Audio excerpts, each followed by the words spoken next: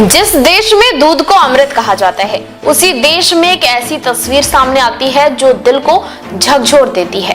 एक तरफ 11,000 लीटर दूध नर्मदा नदी में बहा दिया जाता है और दूसरी तरफ वही देश के बच्चे एक घूंट दूध के लिए तरसते हैं।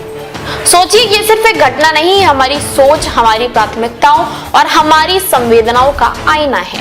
आस्था के नाम पर हजारों लोग इकट्ठा होते हैं, पूजा होती है, मंत्रोच्चार होता है और फिर दूध को नदी में अर्पित कर दिया जाता है, मानो भगवान को खुश करने का यही सबसे बड़ा तरीका हो। लेकिन क्या सच में भगवान को इस दूध की जरूरत है, या उस बच्चे को जिसकी आंखों में हर दिन भूख के लिए अधूरी इच्छा तैरती रहती है? हम अक्सर सुनते हैं कि दान करो पुण्य मिलेगा, लेकिन क्या नदी में बहाया गया दूध किसी की भूख मिटा पाता है? क्या इससे किसी का जीवन बेहतर होता है?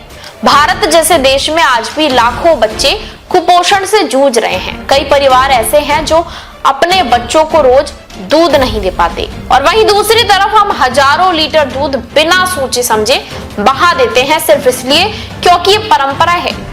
लेकिन हर परंपरा सही हो ये जरूरी तो नहीं। वक्त के साथ सोच बदलना भी उतना ही जरूरी है जितना आस्था रखना।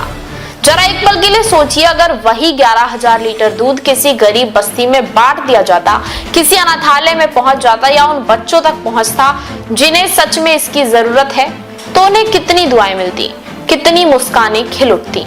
शायद वही असली पूजा भी होती, वही भगवान भी मिल जाते, क्योंकि भगवान सिर्फ मंदिरों में नहीं बल्कि उन चेहरों पर भी होते हैं जिनकी मदद की जाती है। आस्था रखना गलत नहीं है, लेकिन जब आस्था इंसानियत से बड़ी हो जाए तो सवाल उठना जरूरी हो जाता है। पूजा वही है जो किसी के काम आए और किसी की जिंदगी में रोशनी लाए। नदी में दूध बहाना आसान है, लेकिन किसी जरूरतमंद को देना ही असली धर्म है।